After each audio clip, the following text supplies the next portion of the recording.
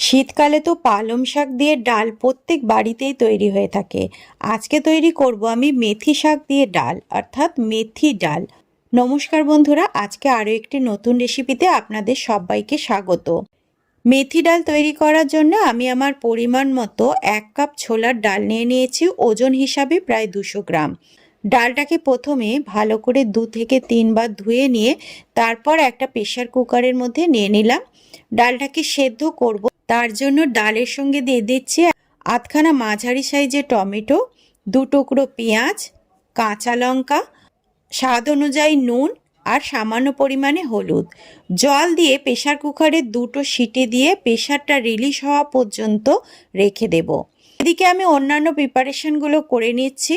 অবশ্যই লাগবে মেথি শাক। আমি একটা ছোট এক আটি মেথি শাক নিয়ে নিয়েছিলাম, আর মেথি শাকের গোড়ার দিকটা অর্থাৎ শক্ত যে ডাঁটিটা থাকে সেটাকে বাদ দিয়ে দিয়েছি। শাকটাকে ভালো করে পরিষ্কার করে ধুয়ে নিয়ে এরকম ছোট ছোট টুকরো করে কেটে নিয়েছি। জল ঝরানোর জন্য একটা স্ট্রেনারের মধ্যে আমি এটাকে রেখে দিলাম।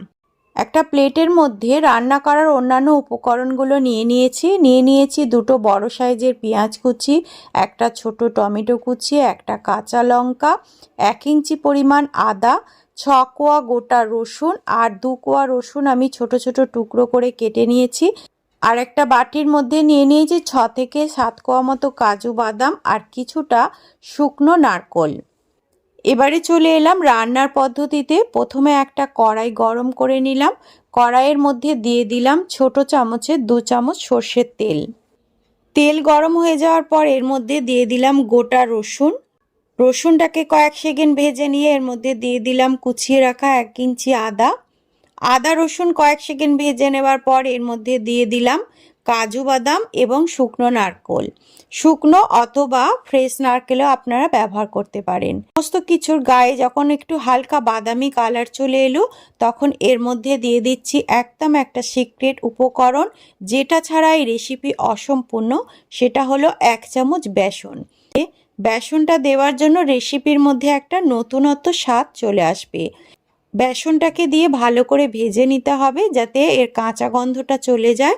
বেসনের কালার যখন চেঞ্জ হয়ে যাবে, হালকা বাদামি কালার চলে আসবে, তখন এই সমস্ত উপকরণগুলোকে একটা বাটির মধ্যে তুলে নিচ্ছি।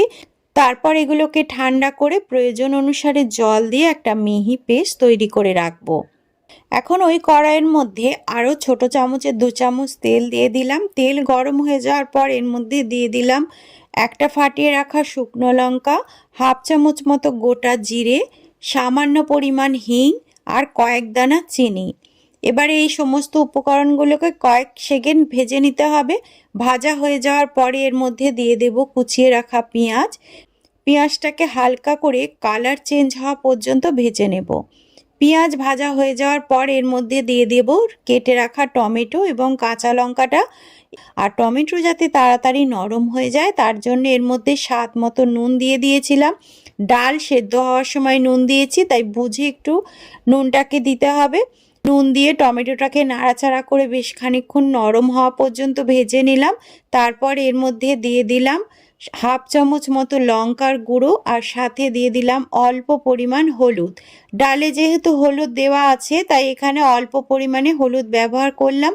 তারপর সব কিছু ভালো করে মিশিয়ে দিয়ে তেল ছাড়া পর্যন্ত মশলাটাকে কষে নিলাম।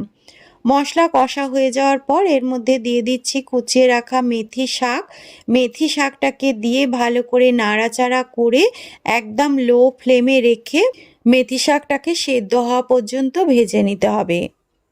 মিনিট 2 পরে যখন মেথি শাক এরকমভাবে নরম হয়ে যাবে আর মশলার সঙ্গে মিশে যাবে, তখন এর মধ্যে দিয়ে দিচ্ছি তৈরি করে রাখা মশলার পেস্টটা, অর্থাৎ কাজু বাদাম, বেসন, নারকোল আর মশলা দিয়ে যে ভাজা মশলাটা তৈরি করেছিলাম সেই মশলাটার পেস্টটা দিয়ে দিলাম।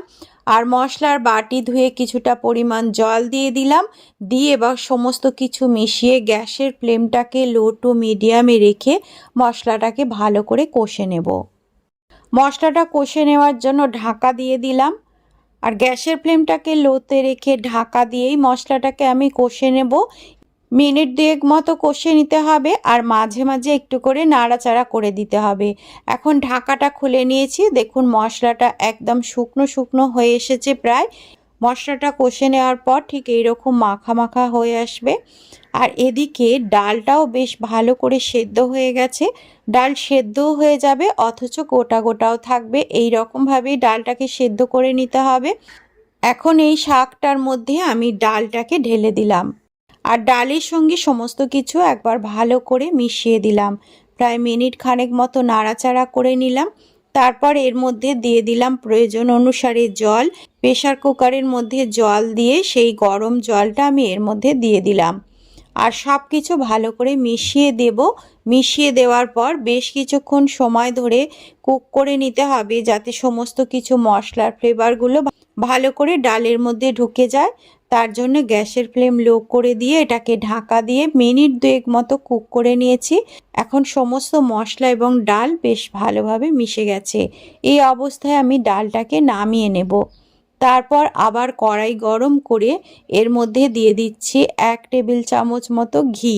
ঘিটা গরম হয়ে যাওয়ার পর এর মধ্যে দিয়ে দিলাম সেই ছোট করে কুচিয়ে রাখা 2 থেকে 3 কোয়া রসুন। রসুনটাকে বেশ লাল লাল করে ভেজে নেব। রসুন ভাজা হয়ে গেলে এর মধ্যে ফোড়নের জন্য দিয়ে দিলাম তৈরি করে রাখা ডালটা। এইটা দেওয়ার সাথে সাথেই চাপা দিয়ে দিতে হবে যাতে রসুনের এই ফ্লেভারটা উড়ে না যায়। এটাকে ঢাকা দিয়ে মিনিট 2 মতো লো ফ্লেমে ফুটিয়ে নিলেই তৈরি হয়ে গেল দারুণ সুস্বাদুকর মেথি ডাল। গরম ভাত বা রুটি উভয় সঙ্গে আপনারা এটা খেতে পারেন। আজকের রেসিপি কেমন লাগলো অবশ্যই জানাবেন। আজ তাহলে এই পর্যন্তই, দেখা হবে পরবর্তী রেসিপিতে। ধন্যবাদ।